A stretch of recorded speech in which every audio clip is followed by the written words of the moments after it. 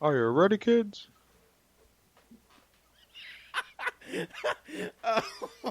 From Antonio Brown saga to the Patriots' destruction on Sunday Night Football against the Steelers. The Giants, strap yourself in because it's a long road ahead for the rebuild, and the Jets are just back to the same old Jets. What a weekend. What a week to open up the first week of the NFL season. Welcome back to the Impractical Talker Sports Show. Jordan here, always flanked to my left today by Tom Ringle over the Skype. Sorry for the laughter in the beginning because I think we just opened the show with a quick with With a Ringle little- saying, little "Are you ready, SpongeBob." kids?" Yeah. yeah, and then giving us a text into the group chat saying that he did the intro. Ringo took the intro this week. Ringo did the intro this week. Put that on the resume. Quick, We're so- good. 4 words. That's all we needed. All right, so there's a minute wasted of the opening show. But anyway, the AB saga rolls on. The Jets blow a game to start the season. The Giants get dismantled on the road. And the Steelers get dismantled by the defending champions in New England. Tom Brady looks amazing. Practical Talker Sports Show. Find us on Twitter at @ITSports_show. Find us on YouTube at Practical Talker Sports Show. Find us on Spotify and Apple Music at Practical Talker Sports Show. Find us on Twitter at Jordan DeLuciano, Tom Kinley, and Mike Ringle. We're back on this Monday afternoon, morning into the afternoon, to recap this crazy weekend of football. So how are we doing today, boys? Oh, man, after that introduction by Ringle, it's only going up because I'll tell you, all three of us, all of our favorite teams, not good. Embarrassed. All of them. Not a good week embarrassed. one at all. No, they were all embarrassed. I'm not too sure which one was worse, if it was the Giants, Jets, or Steelers loss. We'll talk about that. Yeah. But I also was thinking, with every national holiday we have and kids get off of school for this, that, and the other thing, they get off of school for there's, a drop of snow on the ground nowadays. I think the Monday after football, opening week, everyone's off school. It's the national. Everyone's off work. It's another people say Labor that Day. for, like, the Super Bowl, right? People do say that. Okay, well, like the week one. Are you Week saying one? that for week one, Tom? I'm. You know what? No Mondays. No more No Mondays. work. No more Mondays. No more Mondays from week 1 till the end of the Super Bowl. No more Let's Mondays. pass that bill into law. I think that'll go over smoothly. Where do you come up with this stuff? Tom Kinley, Exactly. 2020. All right. He's running. I'm Tom's running. But anyway, we'll start off with the game that happened first, the 1 o'clock game. Ringle's Jets took on the Bills at home. New faces all over the team at the wide receiver position, at the running back position, on defense. Not crazy high hopes, but like you expected a little more of this Jets team. So Ringle, you were there. You'll start I was us in it. off with the 1 o'clock game. What happened? I was in attendance at the game, and it was going not well the whole game. I mean, to sum it up quickly, the Jets played bad and almost won, and then they played worse and then lost. That's basically what happened yesterday. So the offense looked absolutely pretty much horrible the entire game. The defense played well enough up until the end. They scored 8 points on their own with a safety and a pick six by C.J. Mosley. And special teams was god-awful. It just shows that the Jets have had kicking issues this whole preseason with Chandler Catanzaro and then Taylor, I don't even know how to say his last name, Bird-a-lot. I don't know how to say his last name. That's how But much he meant to you, huh? he was, what? I said that's how much he meant to you and your team. Doesn't even know his last name. Yeah. He was awful. And then we didn't trade. We wanted to trade for this guy, Vedvik, that the Vikings traded for and then cut like immediately after one game after he missed some field goals for them. And then we signed him right away. Like that was a good idea to throw him into the game. But blaming the game on the kicking is like the easy way out, in my opinion. It's like blaming the refs for a pass interference call for losing an NFC Championship game. Let's go Saints. But so yes, the kicking was a factor. Obviously, you can't ignore it. But like the Jets should have won that game. They played poorly and still should have won that game. Yeah, they 4 turnovers they caused in the first half against the Bills. Josh Allen fumbled twice and 2 picks. It was unbelievable how many times they had the opportunity to blow that game open and the offense just couldn't do it. Le'Veon Bell looked great, but the timing on the offensive line, and Sam Darnold just didn't look good. I didn't like the play calling that much of this Adam Gase QB guru genius that he is. I understand it's week 1, so I'm not overreacting. Yeah, it's a lot I understand of offenses from every team in the league. Yeah, crap. Yeah, but then there's a lot of offenses who were at week 8 speed and were just like Dallas, Patriots, just firing on all Ravens, cylinders. Yeah. So there was all different offenses like that. But the thing with the Jets is they got 8 points, half their points on defense. So that with the pick 6, and not only that, they got a safety. Honestly, that safety could have went either way. I honestly thought Gore got it. I thought Gore got out of the end zone there. I know goes after the game, so it was a little bit harder maybe for you to see. It wasn't on TV for you, but I saw it after the fact. I saw it like on Twitter and stuff like later on in the game, and it did look like Gore possibly got out. Like it was. So they got a nice call there for 2 points, and they didn't even capitalize on it. So yeah, like I said on Twitter, that could have came up huge, and it almost did, but 4 missed points by your kicker. And that's not obviously the end of the story, but a big part of the story. It's an overall team loss.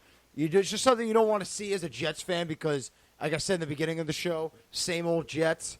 And to lose a game like this just rings the bell. Same old Jets, just like same old Mets, same old Jets. You're up 16-0 almost at the end of the third quarter. The other team, the Bills, can't do anything, it seems like, on offense. And they just then the defense loses its big player, Mosley, who was everywhere. That's what I think the turning point was when Mosley re-aggravated the groin injury. And everything just went downhill from there. They couldn't make a stop. Offense could not find a groove the whole game. And the Bills score 17 unanswered points after going down 16-0 and not doing anything for the majority of the game. And they win and beat the Jets at home. Yeah, the Jets were home. Yep, like we said, completely unbelievable. Josh Allen, that first drive, I was watching it. He was running for his life. He was a deer in the headlights. Didn't know where, obviously he gained 3-4 yards and he kept battling, but he was just not getting settled at all. Yeah, no, but to be honest, though, if you just look at the overall majority of the game, both offenses, Josh Allen was moving the ball better than Sam Darnold was. The Bills were moving the ball, but then he was hurting himself with his 4 turnovers. Yes, but they were moving. It was the weirdest game. But it was such. It's a week 1 game. But Jets ended up on the wrong side of a week 1 game. And C.J. Mosley was all over the field yesterday. All over the field. He was on the sideline of the field. Yes. He was even on the sideline. He got the sideline. He was everywhere. He got the pick 6, obviously, and then he almost got another interception later on in the game. And that was actually the same drive that I think 1 or 2 plays later he got taken out because he deflected a pass in the end zone. He was just everywhere, and it was great to see him captain this defense. Until he was out. So, any news, Ringo, that you've heard of on the injury front for C.J. Mosley? Nothing significant is out right now, so we're still waiting to hear. That's going to be a big hit. Didn't Quentin Williams get hurt too? Quentin Williams did get hurt. He left it was his ankle. I think he's even less serious than Mosley, but again, nothing came out for him yet. So yesterday, still in here. The 2 Williams, Leonard, whatever his name is, and Quentin, I didn't see much of them at all last game. It was weird. No. It was very weird. Greg Williams was rotating a lot of the defensive linemen, I noticed. I think his name's Taylor Basham. He's a defensive end. I don't know why he was in the game as much as he was in. It was weird. He wasn't playing a lot of the studs on the defensive line that much. I don't know if he was thinking maybe try to keep everyone fresh so when they are in, they can get a good push to the quarterback. And they're not just running the same 4-5 out there and just getting gassed. Every team runs same 4-5 for the most of the game. It's just star players. You got to keep running them. Yeah, but back in the day, Giants with their race car defense and everything, you just get out there and you go. So race car defense. I think it was NASCAR package. NASCAR, race car. Is NASCAR a race car? Yeah, same thing. I think you're right. NASCAR defense. So with their Hot Wheels defense, with their automobile defense out there. Okay, guys. If you spell race car backwards, it's NASCAR, right? Or one of the others backwards. Oh no! It's NASCAR backwards. It's race car. No, it's race car backwards. Race car. How do you spell race car backwards? Yeah, that's what I meant to say the whole time. I just couldn't. It wouldn't come out. Oh, my God. Yeah, that's what I meant to say the whole time. I just could not get it out. Yeah, I don't think you add a letter by spelling something a different way and backwards. I was trying to say it the whole time. Oh, boy. But no, we were just talking about how Ringo was saying it was a week 1 game, and that's understandable and obviously so. But this isn't baseball where you have 162 of them, so you drop that first one because it's a day 1. I'm not saying it's game. okay. Oh, no, I'm not saying it's okay. I'm just saying the importance of all 16 of these games, especially in the NFL, because of the limited amount. You need to win every single one that you're supposed to.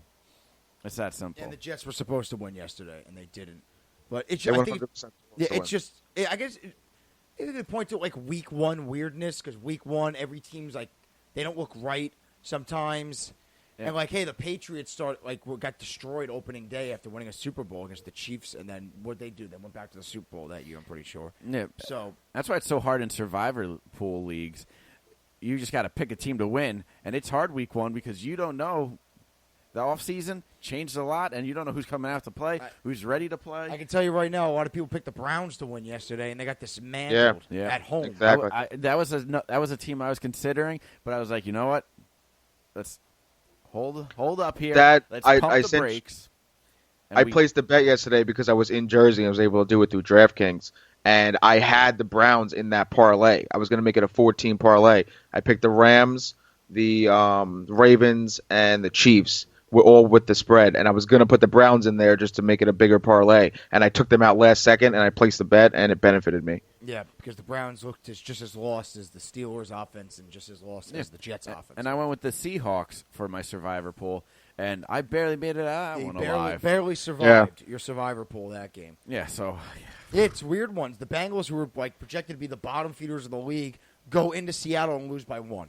Mm-hmm. Yeah, they went toe-to-toe with them. They were giving them a run for their money. Yeah, it was. All right, so then that's the 1:00 game. The same old Jets, a game you just can't lose. Week 1, it's something you don't want to see as a Jet fan. But hey, last year week 1 they looked great, and then they came out like crap week 2 against Miami. So maybe they do a flip this year.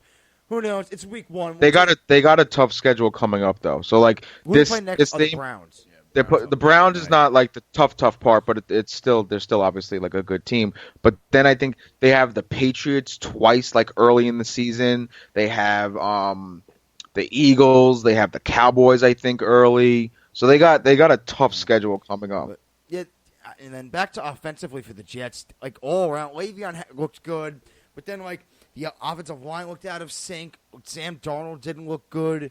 Yeah, it was just a rough outing. Did he even complete 20 passes? Oh, Sam Darnold? Yeah. No, I'm pretty sure he was over. Let me look right now. He 28 of 41. Okay. Yeah, no, it was not the best game offense. It wasn't a good game. You know what? Jamison Crowder, 14 receptions for 99 yards. Mm-hmm. And I texted this in our group chat. It looks like Jamison Crowder takes a big hit after a big hit. He just gets slot guy. He's in the middle. Slot guy. He's doing crossing routes in the middle. Unless you're Julian Edelman, you just get wide open patches and get to run freely like last night. Josh Gordon took a big lick last night. He did, and he held on. it. Yeah, that's right. That's what you have to do. And then you have Ben throwing the ball right into Moncrief's chest, and he's dropping every single one. All right, but we'll get to that game. But yeah, sum up the Jet game. Le'Veon, good to see. If you're a Jet fan, offense, everyone else not good. Mm-hmm. Defense good until Mosley left. They fell apart. Just a game you don't want to lose. That's just like a Met loss when the bullpen comes. It really in is. And blows it really is. Yeah. One more thing I want to add with Le'Veon. Even though I still disagree with him not playing in the preseason, he went up to Adam Gase or whatever in the coaching staff and said, "Don't hold me back, play me." And he played every single offensive snap. Yeah, so he looked good doing it. But this was a big game. Before we move on to the other New York team, this was a big game for the Jets because, like Ringo said, you have the Browns, then the Patriots, Eagles, Cowboys, and then the Patriots again. Oof. And then the second half. They honestly could, but the second half of the schedule gets a lot easier. So if they can come out of this looking decent. Yeah, looking decent. I'm not saying 3 wins. I mean, but just get a couple wins. You could have had one today. Yesterday. No. That's what I'm trying to say. Yeah. This loss was a bigger loss than it feels like week 1. But again, I don't have any playoff expectations for this team. Like a lot of people do. A lot of people are picking them to win 9, 10 games. I'm hoping for 7, 8, 9 at most. I can't see this team winning 10 games this season. But there's a lot of after yesterday's performance. Yeah, there's a lot of holes in the pass rush. It's now Avery Williamson's out for the season, so there's a lot that created another hole that we didn't need in the pass rush. A lot of holes in the secondary. There was one guy. It's the cornerbacks. It's the cornerbacks. Yeah, was it Darryl Roberts was a disaster. I felt like he was getting one penalty. So was Trumaine Johnson. Trumaine Johnson was a disaster too. They were putting John Brown on Tremaine Johnson. He couldn't keep up with them yesterday. Yeah, it was unbelievable. Yep. Marcus May was one player that was good to see yesterday. He had one pick but got called back on a penalty, and then he almost had another pick. So it looked good to see him healthy finally again, and hopefully he can stay healthy for this season. But the cornerbacks are a huge liability on this team right now, and so is the pass rush. Yeah, they're gonna need help from the defense. safeties. And the defense had the game that they had yesterday. It's unbelievable. Yeah, like they weren't perfect. They weren't perfect, but they did what they had to do on the defensive side of the ball. Until the end of the game, they didn't do what they had to do. Yeah, but Ringo, I think you segued us right into the other New York team because you said horrible pass rush and no secondary. And that sounds like the New York Football Giants. Yep. So, Tom, take that away from us. What happened yesterday? So, Giants come out, kick off to the Cowboys. Cowboys moving the football there the first few plays like it was nothing. Giants somehow stop them. They get the punt back, right? I was thinking, all right, the Cowboys are moving the ball pretty easily here to start off this game. But the Giants get them to punt it away. Then they come down, hand it off to Saquon. Saquon gets a couple yards, then hand it off again, bust out a 59-yard run like it's last season all over again. They go down, score 7 easily. Evan Ingram, touchdown. And after that, all Cowboys. It was that simple. All Cowboys, and the secondary for the Giants looked brutal. Dak Prescott just picked them apart. Antonio Hamilton, I don't even know if he should be on a football field. He can't tackle, can't cover. It just was disgusting. I'm not blaming the defensive coordinator like everyone else is probably doing right now. I just don't think they have the talent. It's that simple. So, Dak Prescott, like I said, picks them apart, and the Giants lose. He had a perfect passer 35-17. rating, right? Didn't he finish with a perfect passer rating? Well, I know Lamar Jackson did for the Ravens. Yeah, Dak definitely did. Yeah, I was going to say Dak probably did with 405 yards and 4 touchdowns. And the thing is, with this game is Ezekiel Elliott obviously coming back, not training, or not. Well, he probably was training, but not in training camp with the team. He did not look like himself, and they still just got demolished. They limited Ezekiel Elliott, and they still dropped 35 on the Giants. Yep. And I think Zeke still had 50 yards and a touchdown. So 13 carries. 53 if that's him limited, that's still a good game. Yeah, I know. You'll take that. Yeah. Like you're a fancy. You know what? Take that. So this is what I wanted to talk about when we got into dissecting this game is Saquon Barkley, arguably the best running back in the National Football League, only gets 15 touches, 11 carries. That's unexplainable. I tweeted this out. It's the same thing that happened last year. They just don't get him the ball enough. Either get him the ball with carries, throwing the ball. He needs to touch the ball at least 20-plus times a game. You're telling me Ezekiel Elliott is limited with 13 carries, and he still out-carries Saquon Barkley, who's not limited at all? The only limitation on him is his head coach? That's just ridiculous. I have a question, though, because I didn't get to watch the majority of the game because I was driving home. Mm-hmm. But they were down early, correct? Like, I understand 11 still on 7-7, 14-7.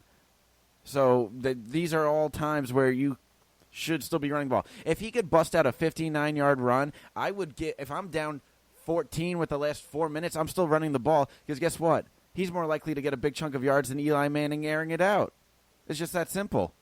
Yeah, but I understand it's still on the low side of the touches or the carries, but I saw the Jets yesterday. They just kept giving it around Le'Veon Bell and stuff, and after a while it gets old. And Bell did very well yesterday, but he still got stopped a lot of times too because it just felt like the Jets were forcing it to Bell, and you can't do that because especially Buffalo Bills, the top 5 defense, they're going to figure out a way to stop you. But this is Le'Veon Bell coming off of a season where he didn't play at all. This is now compared to Saquon, who just had an amazing rookie year Yeah. and just bust out a 59-yard run to start the game. And yeah, I would understand. I'm sorry, No, go but ahead. I would understand if they didn't give it to him if they were getting blown out early. But like you just said, it was 7-0, 7-7, Yeah. 14-7. Then what? 21-7. Mm-hmm. You could still give him the ball. he should have had 11 carries in that first half. That's what he should have had. You said Le'Veon Bell, he started getting. He had 50% more touches than Saquon Barkley. I wanna see- Or 50%, I'm sorry, 50% more carries than Saquon Barkley. Le'Veon had 17 carries. So even with that said, Saquon Barkley, arguably the best running back in the NFL, like I said, needs to be more of a vocal point. I got I just got highlights going on right now, and I just saw a 4th and 1 at inside the 10 where they didn't give. They did a rollout with Eli. Nope. This was the other problem. 3rd and 4th down, with 1-2 around so to go. Just a little bit of yardage. We had Eli roll out. Eli got sacked, I believe, and then you give it to another Eli, but no, not Eli Manning. Eli Penny.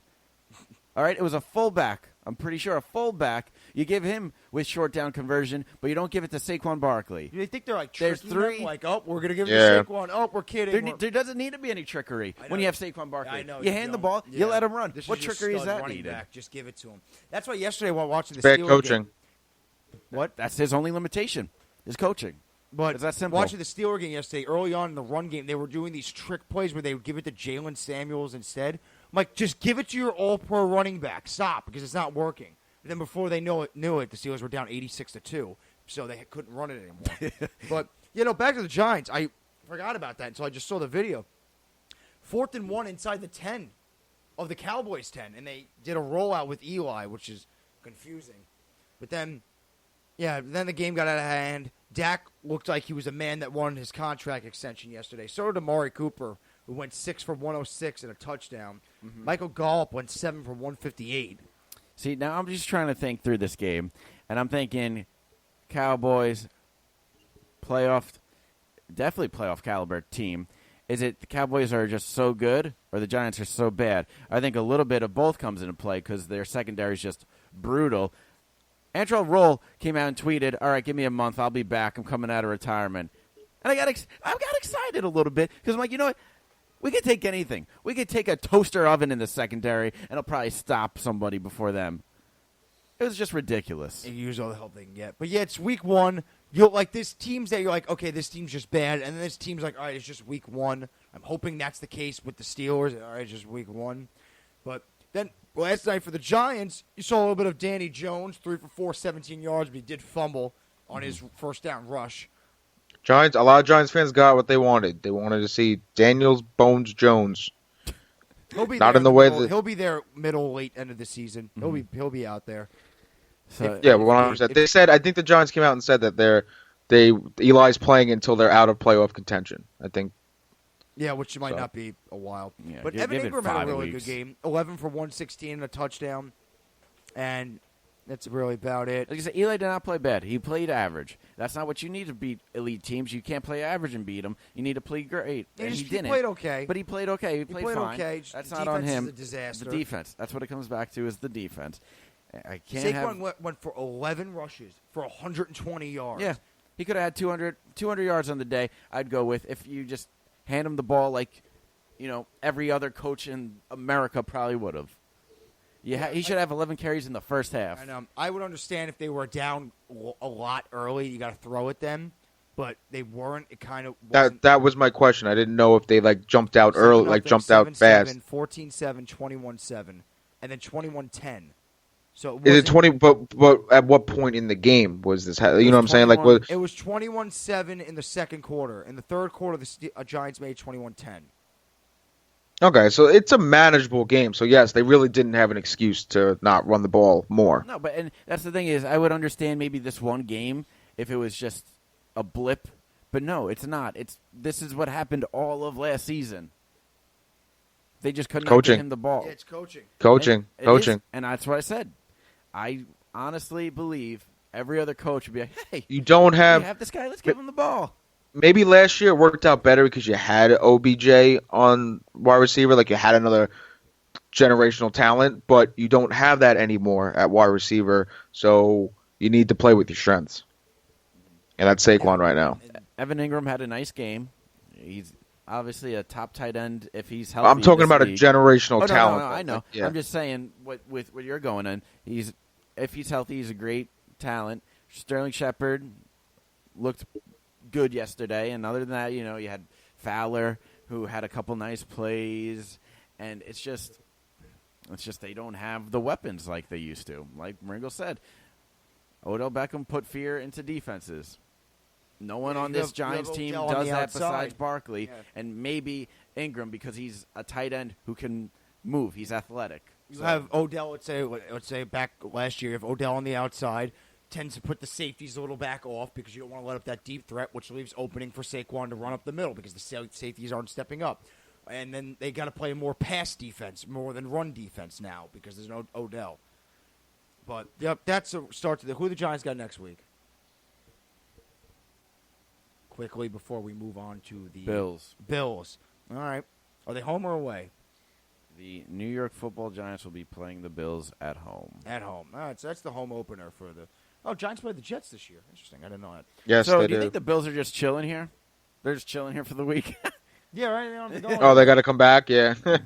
Yeah, they should really just chill out. It's pointless to go back to Buffalo and then back to MetLife. But anyway, Tom mentioned it about the Giants coaching is an issue with the Giants. He feels same could be said if you watch Sunday night's game, which was just a coaching embarrassment, and just one coach was playing chess while the other coach had his hand up his ass and was trying to play checkers. All right.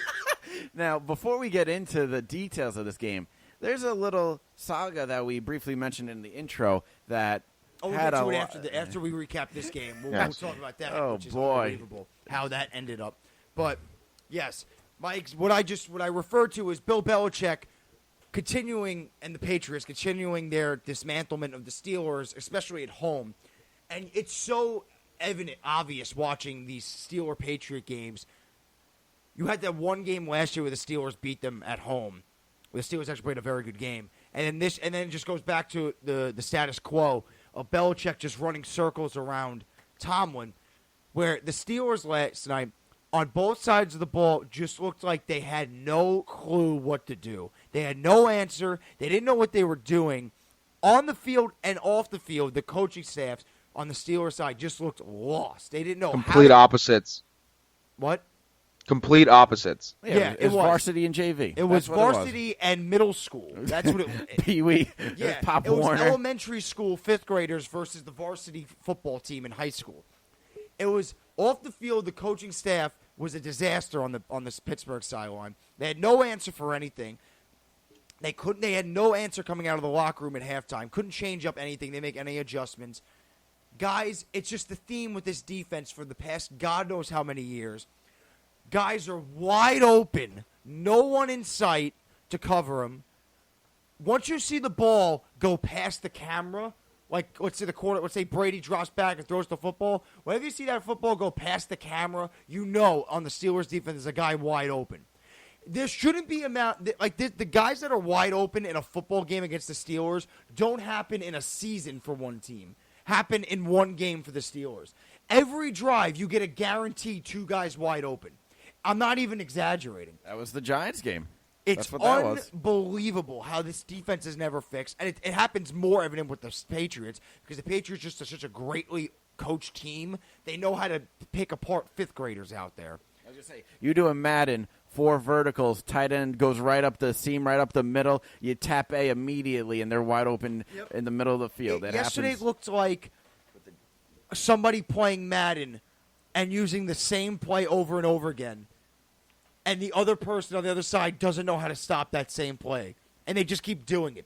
Not that the Patriots were using the same play. It just looked like that because everyone was wide open. The Steelers had no answer for anything. Run game, passing game. The Patriots walked up the field as if they were walking through Central Park with their significant other. Not a care in the world. No one could tackle on the Steelers. Happened on the first touchdown. Josh Gordon banked off everybody in sight and walked into the end zone. The offense had no clue what to do against the Patriots' man defense.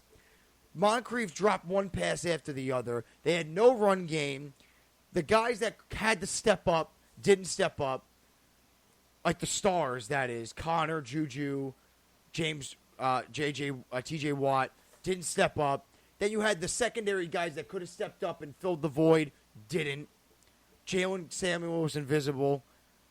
Dante Moncrief dropped a touchdown pass, couldn't hold on to a ball to say, dropped the fourth down, had an awful game.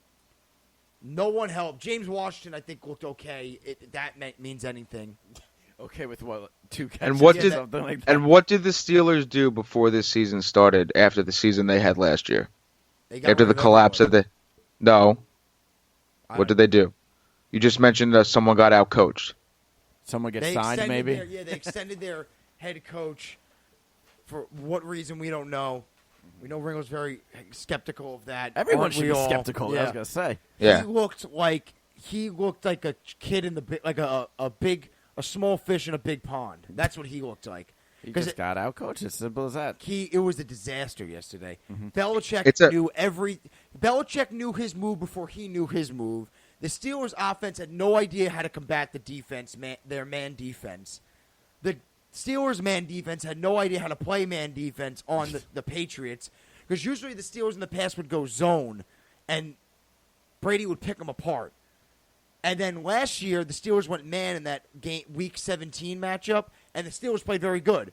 But you can't keep doing the same tricks against a great organization like the Patriots, because what they do is adapt, and they'll pick you apart if you keep doing it. That's exactly what happened last It's night. amazing after 18, 19, however many years that Bill Belichick is on this team and in this league or whatever. It's amazing how he shows no signs of slowing down, and Tom Brady shows no signs of slowing down. After all of this time, after 9 Super Bowl appearances, 6 wins, it's just unbelievable how they're just a machine and they keep going. I don't think they'll ever stop. I was gonna say Brady's 42 now. After yesterday, I see him playing to 50. Brady was slinging that ball like he was Patrick Mahomes yesterday. It's And unbelievable. I give Brady credit, and I give the Patriots credit, and I give Belichick credit. But at the same time, the Steelers are just a disaster yesterday. That's another thing you point out. Yeah. You give credit where credit's due, but then you give blame. Give You blame hold where blame you due. hold people accountable, and that's what you need to do. You have to hold that Steeler coaching staff accountable for not making the right adjustments and any adjustments that was needed. And then I also saw a tweet, Joe. I wanted to see how you felt about this. I don't agree with it, but I saw a tweet: no Brown, no Bell, no points. Yeah, pretty much yesterday. You can't knock the Steelers for not having those two no, players. Bell wasn't even on the team last year, and they still were scoring. Brown wasn't there for the biggest game. It's just they had 2 huge weapons, Juju and Connor, and they still couldn't put the points up on the board. I think they would have got dismantled no matter who was on that team yesterday. That maybe they would have lost 33-13. Yeah, football. Instead. Football isn't basketball where you have the LeBron, you have the Durant, you have the one superstar player, and that's just going to change the face of the franchise, because that's just not how it works in football. Because you have 11 other men just on that side of the ball. So you throw in Antonio Brown, who is a superstar in his own respect. That's not going to change the outcome of the game drastically, scoring 30-plus points. It's just not. The Patriots' offense is walking down your throat. Antonio Brown would have made safety the game. now? No. Yeah. Is it, like I just said, 33-13, 33-17, they probably lose. They still lose that game getting embarrassed, despite who's on that team. It only would matter if who was on the coaching staff, because if they didn't have their heads up their butts, they would have maybe not let up 33 points. Because it's the same thing with the defensive coordinator, Keith Butler, and Mike Tomlin. For so many years, we see the same thing with the Steelers. Guys are it's unbelievable that guys are just wide open every game, all game. Anytime you see that ball get thrown out of the camera view and you have to see the cameraman move the camera, you're just waiting for some white guy to be wide open in the slot. Julian Edelman yesterday. The Patriots? Julian Edelman did whatever he wanted yesterday in the slot. Mike Hilton had nothing. Anytime the receivers went into the safeties blown coverages. No one knows who they're covering.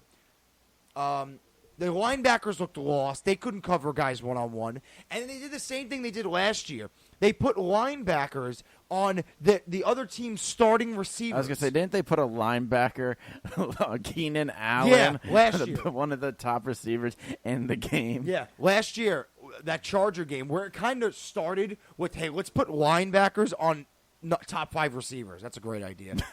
They were putting their Vince Williams and Sean Like Spence. unless you have like Sean Lee or Luke Kuechly back there, I don't understand. Like Shazier could probably handle his own. Shazier can handle his own. But I was gonna say, But- yeah, But on Keenan Allen, but maybe Yeah. once a quarter here and there. But that's not going to be your. no, scheme. I You're don't not think a gonna go to linebacker that. should ever cover. I was gonna say it Yeah, might no, I happen know. just by misalignment Yeah. or just a pickup or something, or maybe you're trying Yeah, to but your set disguise. play shouldn't be Just don't have Shazier enough on defensive Keenan Allen. backs out Let's say. there.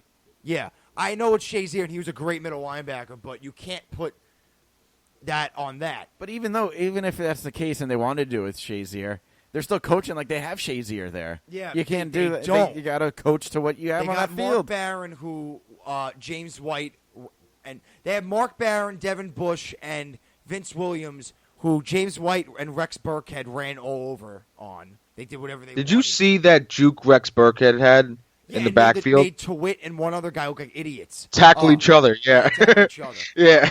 Just That was unbelievable. Embarrassing. Yeah, no, every Yeah. single weakness, every single mismatch, and every single second last night, the Patriots exploited. And the that score is good. showed that. What? The score showed that. And the score showed it. And I'm Yeah. not even exaggerating. Every play that there was a weakness or a mismatch, on both sides of the ball, the Patriots exploited. And that's what good teams do. The Patriots were playing chess, and the Steelers were playing. They weren't even playing checkers. I think they were. I don't even know what they were doing yesterday. They were didn't playing even know what Candyland. They were playing Candyland. They were playing That's what they Candy were- Crush, Candyland on their phone, and the Patriots were playing Week 1 of the NFL. I was season. talking about you were talking about like board games. I was talking about Candyland, the Okay, board that, game. that works. Yeah. They, Yeah. the Steelers were playing sorry because they were too busy feeling sorry for themselves. So I have a question here.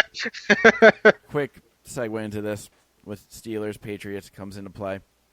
Do we think that a certain player, now part of the Patriots team, was playing chess the whole time? And by that player, I mean Antonio Brown. Because I have a timeline here for you. Antonio Brown, Wednesday, posted a letter on Instagram detailing the fines from GM Mike Mayock, which totaled in $53,950. Then, Wednesday, he gets into that confrontation with him at practice. Friday, he apologizes to the team, posts on YouTube a video of the call with John Gruden, where John Gruden just flat out says something along the lines of, just play football, man. Just play football. And then Saturday, he's fined $215,000 for conduct detrimental to the Raiders and released by the team. Then after that, you see another video of him running around cheering that he is free. And what happens after he's freed? He goes and agrees to terms with the New You all saw England that coming when Patriots. he was a free agent. That he was Yeah. going to New England. Well, I tweeted it. I saw you tweeted it. We all know that the place that he needed to go to sort of correct this would be the Patriots. That's the only place. But with everything said there, it also came out that he was in talks to social media experts to get to expedite How his could I be release. more of an ass. That's what it was. So that just shows me all this stuff he was doing, I think, was just trying to get released, and he got his wish. Was this a diabolical plan from the day the Steelers Was he playing dealt chess? to Oakland? Was he playing Because chess? he wanted to go to New England, but the Steelers were not going to trade him to New England. So was this a diabolical plan the whole time to him be like, hey, let me be an absolute villain? And now he's going to go back and be a great guy? I don't think so, because even after this, I saw some of his Instagram posts. It's him and money, and it's going Patriot way. Like, so no, I don't think it's going back to It's not him gonna being work in New him England. being a great guy and everything. No, I don't think so. But do I think he's going to continue to be the villain? No, I think this was all a plan set up by him to get released and eventually to sign with the Patriots. If there was ever a team to whip him back into shape, it is Bill Belichick. It is the Patriots to Randy do so. Moss, Josh Gordon. But So, yeah. Aaron but Rodgers like didn't you work guys out, like you guys said, I can't just his mentality is so far gone in my opinion, and I just can't see him just like snap of a finger just becoming an innocent person, good work ethic, like team first guy. I don't see that happening at all, and No, I if there's a game- feel like If there's a game where he doesn't get enough looks, you might Yeah. see it Yeah. or I hear was it. going to say, it's going to be like Heath Ledger and the Joker.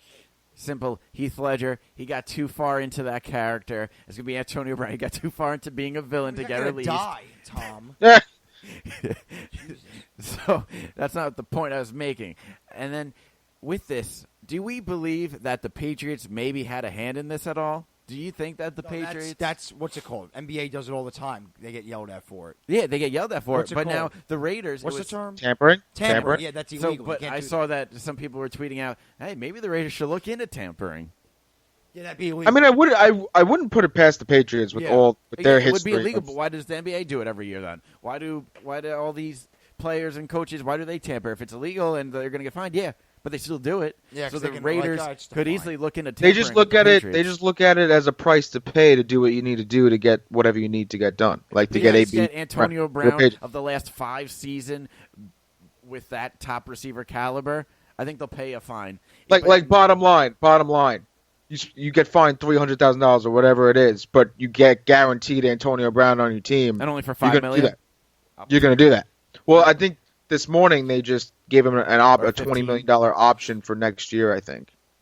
So, but also now I'm thinking about it, maybe the Patriots, if found guilty for tampering, they might possibly have to give up a draft pick. Yeah, it's possible. They've done it before. So they've gotten penalties for draft, right? With the flat balls and the flat gate. You mean deflate gate? I said flat balls. I think too. Spygate. Yeah. Oh, Robert. Did they get in trouble? Did they lose any stuff for that, for the Robert Kraft stuff? I honestly don't think so. I don't know. It had nothing to do with the Patriots. That just had to do with him. Yeah, that was just him. Yeah, that had nothing to do with like the NFL or anything. Yeah. So that's probably I know that is. But yeah, Antonio Brown saga. Now he's on the Patriots. Now he's on the Patriots, and they arguably have one of the better teams that they've ever had. Like I said, usually it's a Danny Amendola, Julian Edelman, Chris Hogan. You're throwing out there. You're throwing out all these wide receivers who they're good, they're serviceable, but not just on any good team they'd be wide receiver 3. But Tom Brady makes him look like wide receiver 1. It's just that simple. When he had Randy Moss, a great receiver, Randy Moss, he went off. Now he has 2 great receivers who were number 1 and number 2 in receiving yards in 2013, I believe. Josh Gordon and Antonio Brown. Yep. It's scary. It is. And you have Julian Edelman in the slot doing what he did yesterday. And then Rob Gronkowski's going to come out of retirement. Mark my words. Week 11. And they have a more established running game that they've ever had since LeGarrette Blount. They have Sony Michel. Monster back there. Yeah, I know. White, so that's Burkhead, just the offensive side of the ball. Their defensive side of the ball has been one of their better defenses in a couple seasons too. They got Jamie Collins back. Stephen Gilmore's playing at an insanely high level. Team this year. They're always Patrick Chung and McCourty are still doing it. It's still insane. Doing cocaine.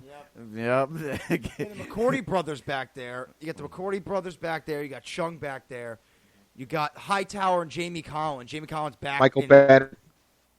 What was that? Michael Bennett. Mm-hmm. Yeah, no, that team is. They're one of the Michael better Bennett. Patriot teams. Yep. So, and they're always Super Bowl favorites, but this year, I would say more so than. And then you got Belichick. You always get every other year that the league just forgets about them, and a lot of like you have a team like the Browns that stack their roster. And everyone's like, "Oh no, the Patriots aren't a thing anymore," but they are. The new toy. They are. But that's the new toy. It's what they want. Yeah. They want to talk about it. They want to think about it because we've had this dynasty, this dominance for so many years. It's just nice to think about. Oh, look at this. This is shiny. This is new. I want to go play and talk about that. But when the matter of the fact is, you're going to go back to your blankie, a.k.a. the Patriots, and go to bed with that. It's just that simple. That's a very good way of putting it, Tom. But, yeah, we saw what happened yesterday. Browns, the new toy, dysfunctioned. They had to send it back for maintenance. The Browns. Bad voice crack. Yeah, the Browns looked horrible yesterday. But, yeah, the Patriots, and then combine everything we just said about the personnel they have with the coaching staff they have, it's just... They're a force to be reckoned with this year, despite Patrick Mahomes being around and doing what he did yesterday with Sammy Watkins. Yeah. But speaking of that, a lot of injuries this week. Week 1, a lot of big ones. You had 2 in the Jets game, Mosley and Williams, even though Williams is probably very minor. Tyreek Hill got hurt. He'll be out a couple weeks. Mm-hmm. Hurts my fantasy team. Yes.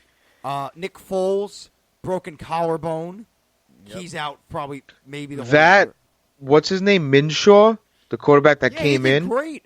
He looked unbelievable. He did really I good. saw his stat line and I watched the little highlights. He looked like he's been on that team for 7 years. Yeah, Minshaw. Yeah. Did you see? He was just always the backup quarterback. No, he got was like the drafted. third string. No, he's a He got rookie. drafted this year. He's a rookie. He got drafted this year. Yeah, Yeah. he looked great. Coming in on a moment's notice like that, that was unbelievable. So Beck going around the league, the Ravens going to Miami and just wipe the floor with them, and then immediately after the game, the Miami players all demand to be traded. See, I was looking at that. Ravens, 59-10, right?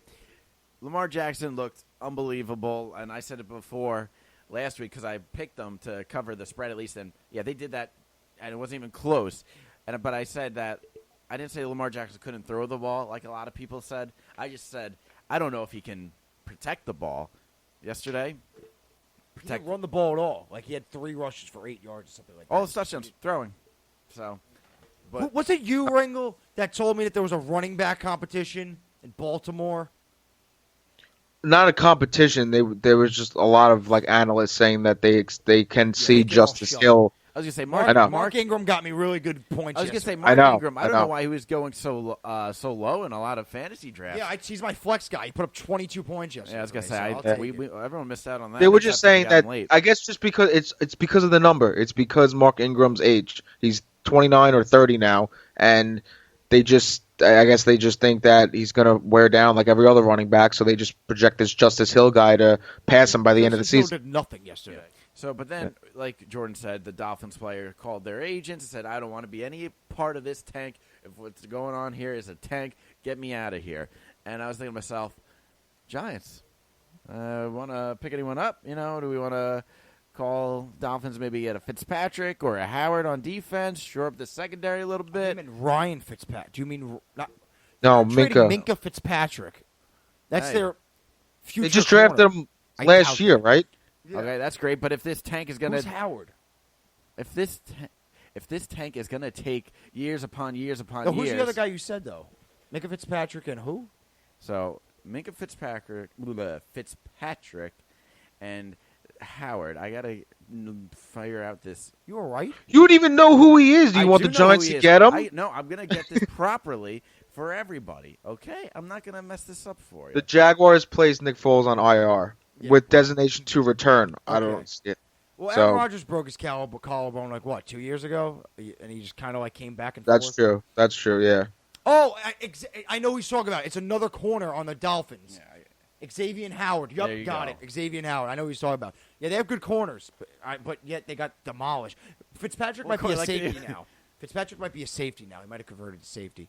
But wait, So- are those guys the yes, guys they those are the asked, two guys. So you know, they asked for trades? no, I don't know. I can't confirm. I don't know who the guys were, but I'm gonna Yeah, because guess. they're gonna get one. They're gonna want to go from one disaster in Miami Yeah. to go to the Giants. Well, Yeah, guess one- what? They don't one get to rebuild- decide the trade. One rebuild to another. I was gonna say the Jets should probably look at those two in the secondary. They don't need him. Yeah, if one of them, Fitzpatrick might have converted to a safety. I don't know, but I remember seeing he was like a dual guy coming out of the draft. So I don't know what they have him there.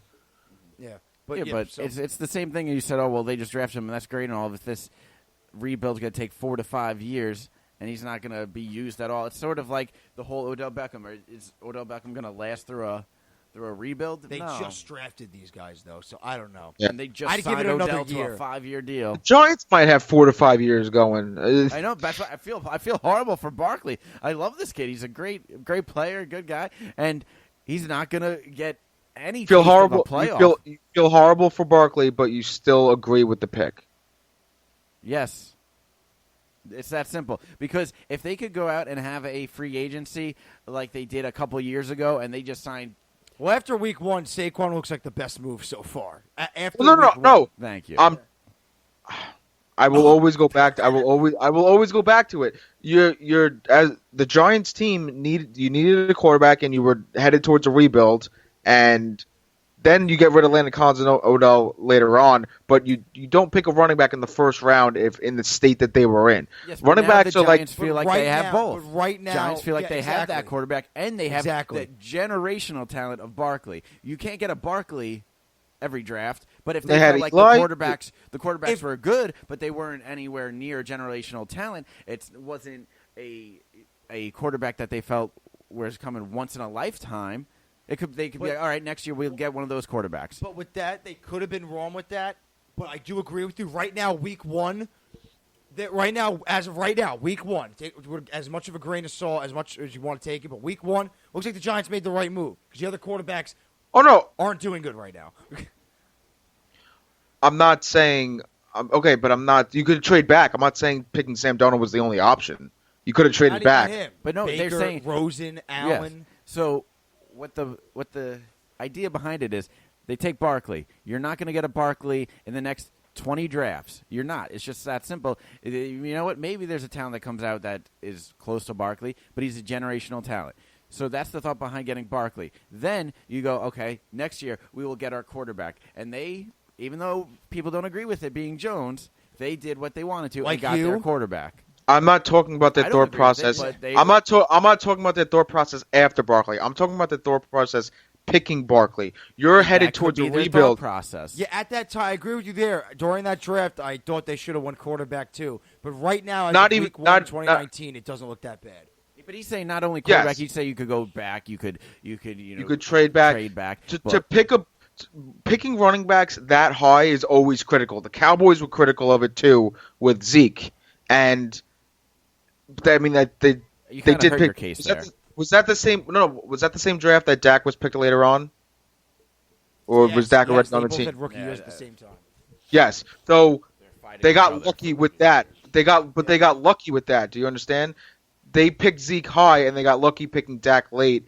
I mean, they still had Tony Romo on the roster, but it was a different situation. They were not that towards a rebuild as the Giants were 2017 drafts.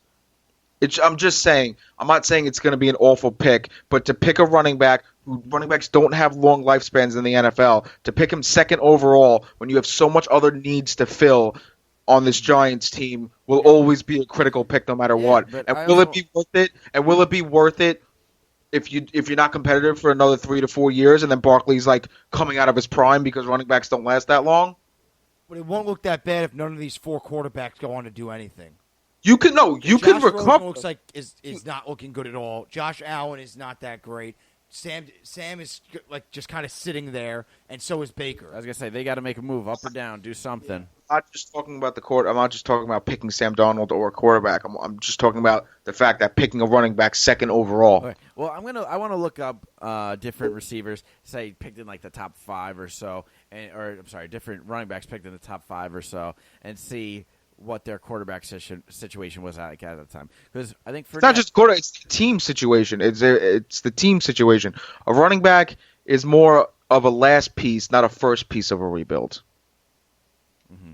And especially getting rid of Odell and Landon Collins and Olivier Vernon and pieces like that, you're making Barkley the only piece on this team with those moves to follow. And that's why they got to start making moves in free agency, trades. Because guess what? To build just through the draft takes years. So that's why I feel bad for Barkley. So they have to start making moves outside of just the draft. It's that simple. Yeah, I agree that at the time it was very skeptical. I was skeptical of it. That they should have went quarterback. Right now, as of week 1, none of the quarterbacks. No, they could still they can still recover nicely with it. I'm not disagreeing with you guys there. I'm just telling you at the time it's still very critical. Yeah, but as of now, none of the quarterbacks really are like running away with it. Yeah. So the Giants don't look that bad. Hey, the Giants could win and get their star running back, and maybe they have their franchise on the bench right now. Yeah. That's what they believe. That's what they hope for, and I don't know if I'm buying in on it, but that's what they're trying to sell. I don't blame them for that. If they're hiring their guy, they picked them, and you just got to see what happens. If they're right, they're right. They're wrong, they're wrong. So, also, if Baker is the one guy who just that's out of the Giants' control. I can't even include him. So yeah, it's got to be Darnold, Allen, Rosen. Rosen's a backup to Ryan Fitzpatrick right now. Josh Allen is he just kind of he's not really. He makes bad decisions. But honestly, I truly believe Sam's just sitting there right now. I know no one's going to agree. I think Josh Allen, out of those quarterbacks, has looked a little bit better. He ran for almost 700 yards last year. The quarterback, Josh Allen. Mm-hmm. He's like a big dude. And he ran for 600 yards. They said his body build's like Ben Roethlisberger, but his run game is obviously strides ahead. So, the Steelers traded Josh Dobbs to the Jaguars for a 5th-round pick. all right, Yeah, I the just saw Steelers are that. selling. The Steelers, the third-string quarterback. So we have like 5-10 minutes left here. So I was gonna say we'll go over the picks that we made quickly and go we didn't through do some that. of the other games. So the picks, Ringo still has 1 to go, but going forward we won't do Monday night games. So that way today when we talk about it, we'll have everyone's record straight up. But Ringo still has the Broncos going tonight that he has -2. Then Ringo also picked Chargers -6.5. Ringo, how did that one go for you? Yeah, I didn't get that one right. No, Yeah, you went by 6. Yeah. the Chargers Yeah. beat the Colts in overtime by 6. So Ringo Yeah. lost one there. And then he had the Rams By half a point. Yep. And we could have avoided that. Want to know why? You could have got helped, and I could have got helped. Malik Hooker's one-handed interception That was absolutely robbed a touchdown. Mm-hmm. So that Yeah. was a touchdown for you. You could have won up by 7 with an extra point. And a touchdown for me because I was going right to Keenan Allen. So I could have used 6 points in fantasy. I'll take the loss this week though, even if the Broncos mess up, because I placed the bet yesterday and I won $300, so I'm happy. rub it in our face because you were in Jersey. Yeah. I took my opportunity. I was there. I was like, I forget every time I go. The last few times I went, I forget. And I'm like, damn it, I missed my opportunity. Yesterday I did it, and I was like, screw it, I'm betting, and I worked out well. And then the Rams, he had -2, which Rams covered. You had 2 nail biters there. They beat It was the a Panthers nail 30-27. So I Jared just Goff. got that. Jared Goff. It's a week 1 thing. He didn't have a great showing. In my parlay too, I got them -1.5. It went down. So There you go. Then Jordan went 1-2 with the Lions. Lions And- were 24-6, and I told my brother before I went to the gym and went to go run errands for the Steeler game, I'm like, oh, I guess I won this one. I'm doing really good at my picks. I came back home, and they tied. And then the Lions losing for Jordan, and as well the Steelers. They were close, but didn't get the +5.5. But he won with the Chiefs. I also went 1-2, so me and Jordan are staying consistent from last season. We went 1-2 like every Yep. week last So year. Ravens -6.5 got that one, but Browns and Giants both. Whew, I could be up 3-1 at the end of tonight. you could be. You could be. Could be. 2-2 overall. Are we Yeah. doing Thursday night separate? Because we're gonna do the Thursday night games. Are we gonna do those like a separate column? Well, no. Well, I'm just saying overall. I'm saying overall. So we'll decide on it, So but we'll always 2-2 pick the then. Thursdays. And then, well, we gotta do the Thursdays now then. with the Browns game quickly, did you see We do. Odell Beckham wearing the, what was it, So $150,000, $200,000 watch? so Yeah. stupid. It's Like, just how do you know the sun's in my face Yeah, I right now? can see it right now. I can see the sun in your face right now. It's like blinding me. Yeah, it's literally right in your eyesight. Yeah. No I matter gotta what move moves it's going, it's following. Ringo's gonna do the rest of the show like this. Yeah, it's a good thing we're not recording. Yeah. because I'm just over here. He's just laying down. Oh my god. But So- Odell, it's just such a like, hey, look at me, look how cool I am. Francesca did have a funny tweet though. He said, "What did he say about about Odell?" He's, So while Jordan I'm looks- gonna look at this. It was actually pretty Yeah, funny. while Jordan looks I don't at like that bringing tweet, up tweets, well- but it's funny though. So Thursday night football is going to be Bucks Panthers. Panthers -6.5. Ringo, who do you have? Oh boy. I don't want to go first. This is tough. I gotta think about it. All right. Uh, so Ringo's thinking Oh, about it. he said Odell and his team had their normal Sunday experience. They lost, but at least Odell knew what time it was. Yeah. I don't understand the point of that. Why do you have to wear that watch out? You know it's Yeah, flexing. it's just, hey guys, look at me. I got my cool Yeah. watch on. and then they got That's blown a out move- by the That's Titans. a move like, don't mind me. I'm just looking for attention. That's what that Yeah, move. is. 100%. Don't mind me. 100%. I'm just looking for attention. We defended him last time on the show that he's not as bad as AB, and then he goes and does that. I don't think him wearing a watch. No. But It's the I Gold understand. standard isn't AB though, but Yeah. Odell's Yeah. pretty bad. Odell No, is no, no. pretty I'm, bad, I'm but- not saying I'm not saying that that was an AB level act, but just it's an unnecessary act. Yeah. And we defended him a little We bit defended last. you, Odell, and this is how you defend Yeah. us. This is how you wear do it. a- All right, a quick, $250,000 let's bang out this stupid watch. Thursday night game, which no one's Yeah. gonna watch. Yeah, this is I a know, bad this one. is This like is a a- bad All right, one. does everyone have their picks? Yeah, go. On 3. 1. Everyone say it once. 1, 2, 3. Panthers. Panthers. All right, Look at Ringo. Ringo just trying to stay with with us because he know he's got a little bit of a lead here. So he's going to go and be like, oh, yeah. No, I was going. Panthers, too. In case they lose, we'll stay together. That's why I said do it on 3 because it was so obvious. We said Panthers. We're going to go, Panthers. You guys are in the same room. Can we not forget that? I'm over Skype, so there's a delay. Ringo's overseas. That's what I was going to say. But, all right, we'll go into the Panthers because I guess it's really too obvious. I was going to say, Jameis Winston still is not good, as everyone It knew. still is not good. See that interception he threw at the end of the game? He was, like, under pressure and just threw it right to the defensive back on San Francisco. It was horrible. But, yeah, all right, then that's our Thursday picks. We'll come back to you Friday, recapping quickly the Thursday game because it's not that very I interesting. don't think we're gonna. We're just gonna say the score and have the best our picks, and then we'll move on. We'll Unless talk something big happens. Yeah, we'll go over some baseball because we're gonna get into the middle. We're gonna be like close to mid-September now. Playoff races are heating up, so we'll be back with you guys Friday. Quickly go over the Thursday game, some baseball, and then look forward to the football weekend ahead. How the Jets, Steelers, and Giants going to do after their embarrassing losses on Week 1. So, any final thoughts? Because we're going to close it out here. Thursday night, September 12th. Make your way out to the Long Island Duck game if you can to support the Ann V. Graziani Fund, as we have talked about on this show before. All right, if you can't make it out, see if you could donate. It would go to a great cause, some StubHub gift cards, any tickets that you're not going to be able to use. All right, so see if you can make your way out to the Long Island Duck game Thursday, September 12th for first pitch. Hopefully we could see you there. Me and Jordan will be in attendance. If you want to meet 2/3 of the Practical Talkers, you can meet us and talk to Tom because I won't talk to you. So, with that being said, it's a man of the people. Catch us on Twitter at @ITSports_show, YouTube, Spotify, and Apple Music at Impractical Talker Sports Show. If you want to find our personal pages and scream and tell us we're idiots, Tom Kinley, Jordan Luciano, Mike Ringo, that's going to do it. We'll see you guys Friday.